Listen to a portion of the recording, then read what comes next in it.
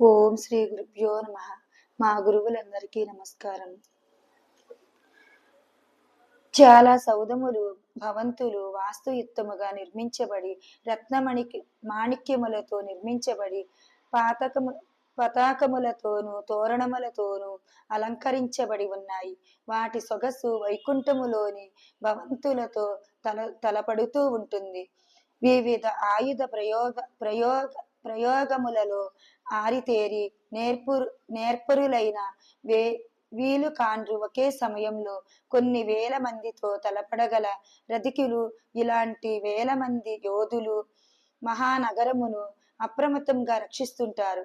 అయోధ్యలోనికి దారితీసే రహదారులన్నీ ఎప్పుడూ యాత్రికులతో రద్దీగా ఉంటాయి. ప్రపంచపు నలుమూలల నుండి రాజులు రాజకుమారులు వచ్చి అయోధ్య మహారాజుకు తమ కప్పములను చెల్లించి నివాళులు అర్పిస్తుంటారు.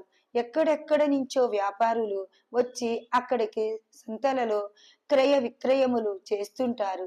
బ్రాహ్మణ పురోహితులు తరచుగా యజ్ఞజ్వాలల్లో ఆజ్యంతో ఆహుతులు చేస్తూ వేదమంత్రములు ఉచ్చరిస్తూ విష్ణు మహిమలను కీర్తిస్తూ కనిపిస్తుంటారు. తమ ఇంద్రియములను జయించి సత్యధర్మములకు అంకితమైన ఈ బ్రాహ్మణులు సకల సద్గుణ సంపన్నులైనట్టి వారు. దశరథ మహారాజు సకల భూమండలమును ఏకఛత్రాధిపత్యంగా పాలిస్తున్న చక్రవర్తి. ఒక గొప్ప రాజర్షి మహర్షి స్థాయికి చెందిన వానిగా బడుతున్నవాడు. అసంఖ్యాకమైన శత్రువులతో ఒంటరిగా పోరు గలిగిన అసమాన యోధుడు మహారాజు. పౌరులు కూడా సంపూర్ణముగా పవిత్ర వర్తునలైనందున అయోధ్య నగరం వైదిక సంస్కృతి యొక్క నిర్దిష్ట చిత్రంగా విరాజిల్లుతున్నది.